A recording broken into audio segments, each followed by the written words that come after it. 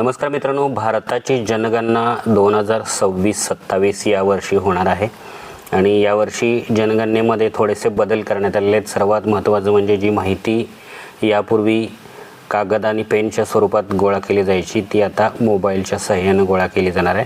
त्याचबरोबर आणखीन एक या वर्षीच्या जनगणनेचं वैशिष्ट्य म्हणजे प्रत्येक नागरिकाला स्वतःची जनगणना याचाच अर्थ स्वतःची माहिती स्वतः भरता येणार आहे जनगणनेच्या बाबतीतली। तर आपल्या सगळ्यांनी आपली स्वगणना, त्याला स्वतःची माहिती स्वतः भरण्याला स्वगणना म्हणायचं आहे आणि ही स्वतःची स्वगणना कशी करायची आणि त्याचे फायदे कोणते हे आपण थोडंसं माहिती करून घेणार आहोत। तर स्वगणना करण्याचे फायदे कोणते आहेत बघा। तर स्वतःची माहिती आपण स्वतः भरल्याचा आनंद आपल्याला त्यातून मिळणार आहे। त्याचबरोबर आपली माहिती योग्य आणि अचूक गेल्याचे समाधान सुद्धा आपल्याला मिळणार आहे। म्हणजे प्रगणकाने माहिती भरताना काही चूक केली असेल का, त्याने या प्रश्नाचं उत्तर काय लिहिलं असेल, असा कोणताही शंका समाधान आपल्या मनात न राहता आपणच आपली माहिती भरल्यामुळे आपली माहिती ही योग्य गेलेली आहे याचं आपल्या डोक्यात समाधान राहू शकतं। त्याचबरोबर आपली माहिती भरायचं राहून जाणार नाही, म्हणजे आपण स्वतःच माहिती भरली असल्यामुळे आपली माहिती चुकून राहण्याची वगैरे शक्यता निर्माण होत नाही, हा त्याचा फायदा आहे। दुसरा सगळ्यात महत्त्वाचा फायदा म्हणजे प्रगणक तुमच्याकडे आल्यानंतर जे 15 ते 20 मिनिटं त्यांना तुमची माहिती विचारण्यास वेळ द्यावा लागणार आहे तुम्हाला आणि सगळ्या प्रश्नांची उत्तरंसुद्धा त्यांना तुम्हाला द्यावी लागणार आहेत। तर ते कामही तुमचं वाचणार आहे। तुम्ही आधीच तुमची स्वगणना केली असल्यामुळं येणाऱ्या प्रगणकांना काहीच काम राहणार नाही, त्यांना फक्त तुम्ही माहिती भरल्याचा एक ID जो तुम्हाला मिळाला आहे तो फक्त तुम्ही पुरवायचा आहे। म्हणजे प्रगणकांना सुद्धा तुमच्या घरामध्ये जास्त वेळ न थांबता 1-2 मिनिटातच त्यांचं काम होऊन जाणार आहे। तर हे सगळे फायदे आहेत स्वगणनेचे। आता हे कधी, कसे आणि कुठे कराल याबाबत आपण थोडक्यात माहिती घेऊया। हे काम 1 मे ते 15 मे या 15 दिवसाच्या कालावधीत प्रत्येक नागरिकानं करायचं आहे आणि त्यासाठी se.census.gov.in या अधिकृत वेबसाईटचा वापर करायचा आहे। तिथं गेल्यानंतर पहिल्यांदा तुम्ही तुमचं राज्य निवडायचं, नंतर मोबाईल नंबर टाकायचा। मोबाईल नंबर जो तुम्ही टाकाल त्याच्यावरती एक OTP येईल तुम्हाला, तो OTP टाकायचा आणि OTP टाकल्यानंतर पुढं तुम्हाला एक प्रश्न उघडत जाईल आणि प्रत्येक प्रश्नाला खाली 4 ते 5 पर्याय असतील, योग्य तो पर्याय तुम्ही निवडून पुढचा प्रश्न घ्यायचा आहे। अशा प्रकारे तुम्ही जवळपास 33 प्रश्नांची उत्तरं द्यायची आणि सबमिट करायची। त्यानंतर तुम्हाला एक SE ID मिळेल, तो ID एकतर तुम्ही लिहून ठेवा किंवा त्याचं स्क्रीनशॉट घ्या। हा जो SE ID आहे तो 15 तारखेनंतर तुमच्याकडे जे शिक्षक प्रगणक म्हणून नेमलेले आहेत ते आले की त्यांना तो तुम्ही ID दिलात की तुमचं काम झालं आणि तुमच्या जनगणनेचं कामही लगेच पूर्ण होणार आहे। हे करत असताना आपल्या सर्वांच्या मनात काही शंका आणि सूचना बघा कोणत्या आहेत। तर हे काम पूर्णपणे ऐच्छिक आहे, तुम्हाला तशी काही सक्ती नाही आहे, तुम्ही करायलाच पाहिजे। पण शक्यतो आपण हे काम केल्यास तुमचाही वेळ वाचणार आहे आणि येणाऱ्या प्रगणकाचाही वेळ वाचणार आहे। तरीसुद्धा हे काम ऐच्छिक आहे हे लक्षात घ्या। यासाठी कोणतंही कागदपत्र अपलोड करायची गरज नाही, फक्त प्रश्नांची उत्तरं देत देत पुढं जायचं आहे आणि यात भरलेल्या माहितीवरून तुमचं कोणतंही तुमचं नुकसान होणार नाही। म्हणजे गाड्यांची माहिती भरली, तुमच्या घराची माहिती भरली तर त्या बाबतीत कोणतंही नुकसान होणार नाही। त्यातून फक्त माहिती गोळा करणे एवढाच उद्देश आहे, त्यातून तुमची श्रीमंती किंवा गरिबी मापणं ह्या त्याचा उद्देश नाही आहे। तर या पद्धतीने तुम्ही स्वगणना करायची आहे। वेबसाईट परत एकदा सांगतो बघा, se.census.gov.in या वेबसाईटवर। मंडळी, तुमच्या घरातील 8वीच्या पुढचा विद्यार्थी जो की नेहमी मोबाईल घेऊन गेम खेळ किंवा कुठं काय करत असतो, तो विद्यार्थीसुद्धा ही माहिती आरामात भरू शकतो। त्यामुळे तुम्ही ही माहिती भरण्याचं जर काम केलं तर जनगणनाचं काम ही पटपट होईल आणि तुम्हालाही येणाऱ्या प्रगणकाची वाट बघायची गरज नाही। तेव्हा हे काम तुम्ही सगळ्यांनी नक्की करा। आपण थोडंसं हे ऑनलाईन पाहूया कशा पद्धतीने करायचं। तर त्यासाठी तुमच्या मोबाईलमधील क्रोम ब्राउझर उघडायचं आहे। क्रोम ब्राउझर उघडल्यानंतर तुम्ही इथं सर्च विंडोमध्ये बघा टाईप करायचं या पद्धतीनं बघू शकता। वरती मी सगळं टाईप केलेलं आहे, se.census.gov.in हे टाईप करून गो करायचं आहे। गो केल्यानंतर बघा तुमच्यासमोर जनगणनेची अधिकृत वेबसाईट ओपन होईल। ओपन झाल्यानंतर इथं बघा तुम्हाला काय करायचं, मी मगाशी सांगितल्याप्रमाणे इथं तुम्ही राज्य निवडायचं आहे आणि राज्य निवडल्यानंतर हा जो खाली कॅप्चा कोड आहे, कॅप्चा याचा अर्थ काही अक्षरं दिलेले असतात स्मॉल आणि बिगमध्ये, ती इथं भरायची आणि व्हेरीफाय आणि प्रोसीडवर क्लिक करायचं। बघा मी इथं आता निवडतो राज्य, तर मी महाराष्ट्र राज्यातून हे करतोय म्हणून महाराष्ट्र राज्य निवडलं. आणि खाली हा जो कॅप्चा आहे तो घेतो बघा. W कॅपिटल आहे, त्यानंतर परत W स्मॉल आहे, त्यानंतर P, त्यानंतर Q कॅपिटल आहे. बघा मित्रांनो, जर तुम्हाला हा कॅप्चा समजला नाही तर हे जे गोल बटन दिसतंय इथं तुम्हाला, गोल बटन हे जे दिसतंय ना, हा याच्यावर क्लिक केलास तर हा कॅप्चा बदलतो. बघा मी तुम्हाला एकदा तो बदलून दाखवतो. बघा कॅप्चा बदलला. समजा तुम्हाला पहिला कॅप्चा कळाला नाही तर असं तुम्ही कॅप्चा बदलून सुद्धा घेऊ शकता, म्हणजे तुमच्या लक्षात येईल की काय आहे तो. ठीक आहे. आता बघा N2, परत कॅपिटल Y आहे, त्यानंतर कॅपिटल J आहे, त्यानंतर P आणि C. आता हे मी कॅपिटल सगळं टाकले. जर बरोबर असेल तर व्हेरीफाय अँड प्रोसीड होईल, किंवा मग चुकला म्हणेल. बघूया मी व्हेरीफाय. ओके. जेव्हा असं वेलकम येईल तुमच्यासमोर, वेलकम आपका स्वागत है, तेव्हा लक्षात घ्यायचं की आपलं पहिलं टाकलेलं सगळं बरोबर आहे. जनगणना 2027 के मकान सूचीकरण कार्यचरण में स्वगणना पोर्टल में आपका स्वागत है. ठीक आहे. तर आता ही माहिती तुमच्यासमोर आलेलं आहे. याला आता सिम्पली ओके करायचं. ओके केल्यानंतर आता बघा वरती राज्य ऑटोमॅटिक आलेलं आहे जे तुम्ही निवडला होता.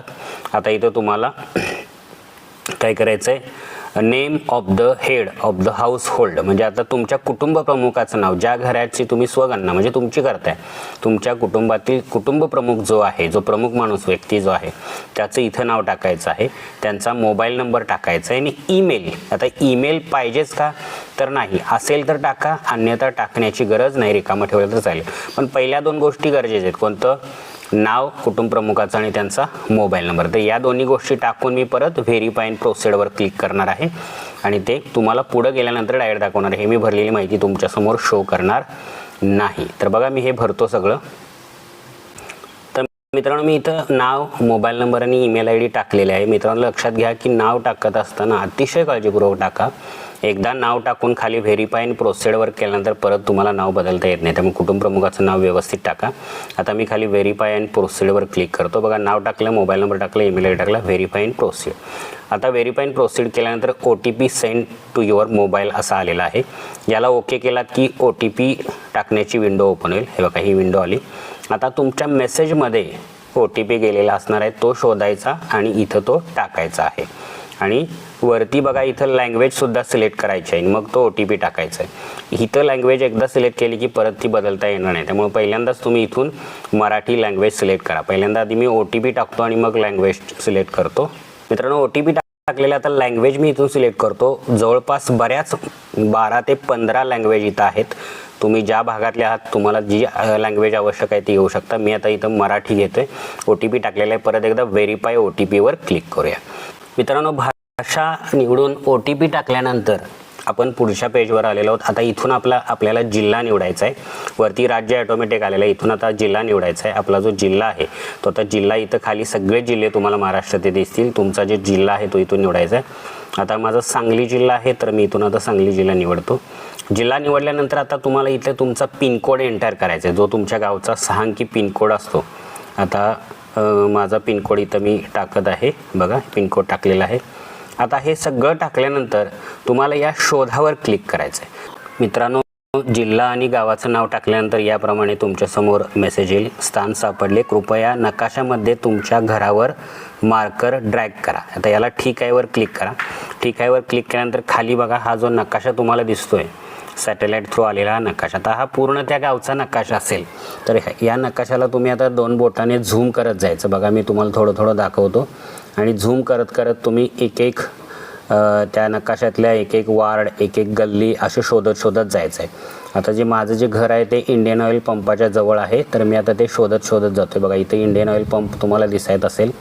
पहिल्यांदा मेन जे ठिकाण आहे ते तुम्ही शोधायचं आहे आणि हा जो लोकेशनचा लाल डॉट आहे तो तुमच्या बरोबर घरावर नेऊन ठेवून खाली बघा, खाली तुम्ही बघाल खाली इथं स्थानाची पुष्टी करा जे दिसते त्याच्यावर तुम्हाला क्लिक करायचं आहे. ठीक आहे. तर आता या इंडियन ऑइलला मी शोधलेलं आहे. आता थोडंसं वरती आणि जे नकाशा तुम्हाला हँडल हा पूर्णपणे 2 बोटांनीच करायचा आहे. आता हे मी माझं घर शोधायचा प्रयत्न करतोय. आता इथं मला माझं घर सापडलेलं आहे. बघा इथं हा बरोबर हा इथं लाल डॉट तिथं आलेला आहे. आता लाल डॉट तिथं आल्यानंतर मी आता काय करणार, वरती घेऊन माझ्या घराचे आता अक्षांश आणि रेखांश आलेले आहेत.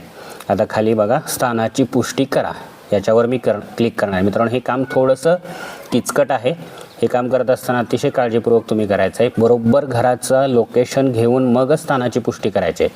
हे अगदी बरोबर करणं अत्यावश्यक आहे, कारण त्यामुळं तुमचं घर ज्या प्रगणकाकडे आहे त्यालाच बरोबर ते तिथं ते तुमची माहिती पूर्ण झाल्याचा मेसेज मिळेल किंवा त्याला काहीतरी ते पुष्टी मिळेल त्याप्रमाणे. त्यामुळं तुमचं घराचं लोकेशन व्यवस्थित क्लिक करा आणि नंतर मग स्थानाची पुष्टी करा. मी स्थानाची पुष्टी करावर क्लिक केलं. ओके, आता आपण पुढच्या गोष्टीकडे वळूया. आता जतन करा आणि पुढे जा. खाली बघा, जतन करा आणि पुढे जा. लोकेशन मी घेतलेलं आहे, ते पुष्टी केलेली आहे. आता जतन करा आणि पुढे जा. बघा, राज्य, केंद्रशासित प्रदेश महाराष्ट्र आलेला आहे, जिल्हा आलेला आहे, तुमच्या निवासस्थानाचं तुम्हाला अक्षांश आणि रेखांश दिसते. कृपया तुमच्या घराचे स्थान निश्चित करा. चुकीचे स्थान असल्यास तुमचा स्वगणना डेटा प्रगणकाकडे जाणार नाही. बघा, आता समजा माझ्याकडं या वार्डातला एक क्ष प्रगणक आहे, त्याला हा वार्ड दिलेला आहे आणि जर मी घराचं लोकेशन व्यवस्थित निवडलं नाही तर ते दुसऱ्या प्रगणकाकडे जाऊ शकतं. त्यामुळं अगदी ॲक्युरेट नकाशामध्ये तुमचं घर शोधून त्याचा तो लोकेशन निवडायचा आहे. आता ठीक आहे, हे मी निवडलेलं बरोबर आहे असं म्हणतो. जर तुम्हाला अजून बरोबर वाटत नसेल तर नाही या लाल बटनावर क्लिक करून मागे जाऊन परत नकाशामध्ये एकदा लोकेशन सेट करा. आणि जर बरोबर आहे असं वाटत असेल तर होयवर क्लिक करा. तर मी ठीक आहे, मी होयवर क्लिक करतो. होयवर क्लिक केल्यानंतर आता थोडं आपण आता इथं माझ्यासाठी प्रश्न सुरू झालेले आहेत. आता हे एकूण 33 प्रश्न असणार आहेत. तर हे प्रत्येक प्रश्न मी तुम्हाला दाखवणार नाही, कारण त्यामध्ये आपला व्हिडिओ मग खूप लांब होईल. असे बघा, प्रत्येक एकाखाली एक प्रश्न येत जाईल आणि प्रत्येक प्रश्नासाठी काही पर्याय असतील. ठीक आहे, आता उदाहरणार्थ बघा, पहिला प्रश्न आहे, गणना घराची जमीन यासाठी मुख्यतः वापरलेले साहित्य. एका दुसराच प्रश्न मी तुम्हाला सांगणार आहे. तर आता जमिनीसाठी वापरलेल्या साहित्यामध्ये किती पर्याय दिले आहेत बघा, माती, लाकूड, बांबू, पक्क्या विटा, दगड, सिमेंट, मोझॅक स्टाईल्स, इतर. तर ठीक आहे, तर आता पक्कं घर आहे माझं म्हणून मी इथं मोझॅक स्टाईल घेतो. ठीक आहे, माझ्याकडे मोझॅक स्टाईल्स म्हणजे टाईल्स बसवलेत घरात, त्यामुळे मी टाईल्स वापरला पर्याय. त्यानंतर गणना घराची भिंत यासाठी मुख्यतः वापरलेले साहित्य. आता ह्या सगळ्या गोष्टी तुम्हाला माहिती असतात, भिंतीसाठी काय वापरलं आहे, जमिनीसाठी काय वापरलं आहे, हे सगळं तुम्ही पटापट करत जायचं आहे आणि शेवटी सबमिट करायचं आहे. आणि सबमिट केल्यानंतर नेमका तो SEID कसा मिळतो ते मी तुम्हाला शेवटी दाखवणार आहे. तर आता बघा, दगड माती सिमेंटने जोडलेले, दगड सिमेंट मातीने जोडलेले, पक्क्या विटा, कॉन्क्रीट. आता या पद्धतीचा एक किंवा दोन पर्याय तुम्ही निवडू शकता. ठीक आहे, तर ठीक आहे, मी इथं आता पर्याय निवडत पटपट जातो आणि शेवटी तुम्हाला ID मिळाल्यावर दाखवतो. पहिले 4 प्रश्न भरल्यानंतर तुम्हाला जतन करा आणि पुढे जा असं बटन येईल. तर त्यावर आपल्याला क्लिक करायचं आहे. त्याच्यावरती मी क्लिक करतो. बघा, त्याच्यावरती क्लिक केलं. तुम्हाला नक्की पुढे जायचं आहे काय? होय. तर पुढे जाऊया आपण. हे प्रत्येक 4 प्रश्नानंतर तुमच्यासाठी होणार आहे. आता कुटुंब प्रमुखाशी संबंधित माहिती, तुम्ही जे कुटुंब प्रमुख आहात त्यांच्याशी माहिती आता आहे. या कुटुंबात सामान्यतः निवास करणाऱ्या व्यक्तींची एकूण संख्या किती ते तुम्ही लिहायचे. तुमच्याकडे किती लोक आहेत एकूण. कुटुंब प्रमुखाचं नाव ऑटोमॅटिक आलेलं आहे, तुम्हाला दिसेल इथं. कुटुंब प्रमुखाच्या नाव, निवडलेली भाषा. पहिल्यांदा आपण नाव भरलं होतं ते इंग्रजी होतं. आता तुम्ही ज्या भाषेत माहिती भरायला सुरू केले आहेत प्रश्नांची उत्तरं, त्या भाषेत एकदा तुमचं म्हणजे कुटुंब प्रमुखाचं नाव टाका. त्यानंतर कुटुंब प्रमुखाचे लिंग, स्त्री असेल, स्त्री पुरुष काय असेल ते. त्यानंतर जातीचा प्रकार इथं टाकायचा. आता मी परत एकदा पॉज करतो व्हिडिओ. मित्रांनो, कुटुंब प्रमुखाची माहिती झाल्यानंतर ते प्रश्न मी जतन केले. त्यानंतर पुढचे 4 प्रश्न आलेले आहेत. यामध्ये कोणते प्रश्न आहेत बघा, तर यामध्ये कुटुंबास उपलब्ध असलेल्या सोयी याच्या बाबतीतले प्रश्न आहेत. मग पिण्याच्या पाण्याचा मुख्य स्रोत ते लिहिलेलं आहे मी. त्यानंतर पिण्याच्या पाण्याची उपलब्धता कुठं आहे, प्रकाशाचा मुख्य स्रोत, वीज. तर शौचालयाची उपलब्धता, तर शौचालयाची उपलब्धता तुम्ही इथं एकदा नोंदवलीत तुमच्या कुटुंबासाठी का सार्वजनिक आहे तर कुटुंबासाठी नोंदवलीत की परत प्रकारामध्ये एवढे प्रकार दिलेत बघा. आता या प्रकारामध्ये 1, 2, 3 तर एकाच कुठल्या तर प्रकारामध्ये तुमचं टिक होईल. सगळ्या ठिकाणी तुम्हाला टीका करायची गरज नाही. तर पहिल्या प्रकारामध्येच माझं टिक आल्यामुळे खाली मी सगळं ते ब्लँक ठेवलेलं आहे. त्यांना सांडपाणी सोडण्यासाठी व्यवस्था, स्नानगृह. आता स्वयंपाकघरासाठी उपलब्धता काय बघा, स्वयंपाक करत असल्यास LPG जोडणी आहे. आता हे बाकीचे टिक करायची काही गरज नाही. खुल्या जागेत स्वयंपाकघरात केला जात नाही, हे करायची गरज नाही. तर स्वयंपाकासाठी वापरण्यात येणारे इंधन जे तुम्ही काय वापरता, शेणाच्या गोवऱ्या, लाकूड किंवा वीज किंवा LPG, ते तर ते भरलेलं आहे. आता परत एकदा सोयी सुविधेचे हे प्रश्न संपलेले आहेत, ते जतन करा आणि पुढे जा. या पद्धतीने आपण प्रत्येक 4-4 प्रश्नासाठी पुढे जाणार. आता कुटुंबाने धारण केलेली मालमत्ता, यामध्ये मग TV, ट्रान्झिस्टर हे सगळ्या गोष्टी आहेत, कार वगैरे, हे बिंदास याचे उत्तर द्यायचं. यामुळे तुम्हाला कोणताही प्रॉब्लेम येणार नाही. त्यामुळे याच्या बाबतीत हे गाडी आहे सांगू का नको वगैरे असं काही टेन्शन घ्यायची गरज नाही. मित्रांनो, तर धारण केलेले मालमत्तेबद्दल बघा, रेडिओमध्ये मी मोबाईलवरचा रेडिओ लिहिलेला आहे. दूरचित्रवाणी म्हणजे TV-मध्ये तुम्ही काय लिहा, DTH सह वगैरे हे सगळे मी इतर कोणते लिहिले. इंटरनेट उपलब्ध तर आहे मोबाईलवर, आपण इंटरनेटवर. लॅपटॉप संगणक मी होय म्हटलेला आहे. दूरध्वनी स्मार्टफोन, यापैकी काय तर स्मार्टफोन आहे. सायकल, स्कूटर, मोटरसायकल, मोपेड, तर या ठिकाणी मी दोन्हीवर क्लिक केलेलं आहे. कार, जीप, फॅन, होयवर क्लिक केलं आहे. कुटुंबात सेवन केले जाणारे मुख्य धान्य कोणते, तर आपण शक्यतो जास्त धान्य जे खातो, तर आपण ज्वारी जास्त खातो, त्यामुळे मी ज्वारीवर क्लिक केले. तुम्ही गहूवर सुद्धा क्लिक करू शकता. कोकणातील लोक असतील तर ते तांदूळ वगैरे इथे क्लिक करतील. ठीक आहे. तर धारण केलेल्या मालमत्तेचे संपलेले विषय, तर आता जतन करा आणि पुढे जावर क्लिक करू. होय, पूर्वावलोकन. आता सगळी माहिती परत एकदा आपल्या समोर आली आहे, ते एकदा बघायचं आहे. याच्यामध्ये आपल्याला काही बदल करायचा असेल तर बदल करण्यास सुद्धा येतो. तर ठीक आहे, फक्त बघत जाऊया. पुष्टी करा आणि पुष्टी करा आणि सादर करा. ठीक आहे. तर पुष्टी करा आणि पुढं होय करूया. तर मित्रांनो, बघू शकता यशस्वीरित्या सबमिट केले आहे असं आलेलं आहे. आणि खाली इथं एक HSID नंबर तयार झालेला आहे, तुम्हाला दाखवतो मी. हा बघा, इथं HSID नंबर तयार झालेला आहे. हा मला त्या प्रगणकांना द्यावं लागेल, जेणेकरून माझी माहिती त्यांना भरायची आवश्यकता नाही. हा नंबर टाकला की त्यांच्याकडे माझी सगळी माहिती जी मी आता भरलेली आहे ती सगळी माहिती ॲटोमॅटिक त्यांच्याकडं येणार आहे. आता याचा मी स्क्रीनशॉटही काढून ठेवलेला आहे आणि लिहूनही ठेवलेलं आहे. तर या पद्धतीनं सर्वांनी आपली स्वगणना कंप्लीट करा, जेणेकरून आपल्यालाही आपली माहिती काय गेली हे लक्षात राहील, समजेल, आपल्याला टेन्शन राहणार नाही. येणाऱ्या प्रगणकांचाही वेळ वाचेल आणि तुमचाही त्यांना माहिती देण्याचा वेळ वाचेल. तर मित्रांनो, हा व्हिडिओ जास्तीत जास्त गावातील सगळ्या ग्रुपवर शेअर करा, आपल्या मित्रांना शेअर करा, जेणेकरून ते त्यांची स्वगणना करतील आणि त्यांच्याकडे येणाऱ्या प्रगणकांचा त्रासही त्यांचा वाचेल, त्यांची माहिती सगळी समजेल. जास्तीत शेअर करा आणि चॅनलला सबस्क्राईब केलं नसेल नक्की सबस्क्राईब करा. भेटूया पुढच्या व्हिडिओमध्ये. तोपर्यंत take care and good bye.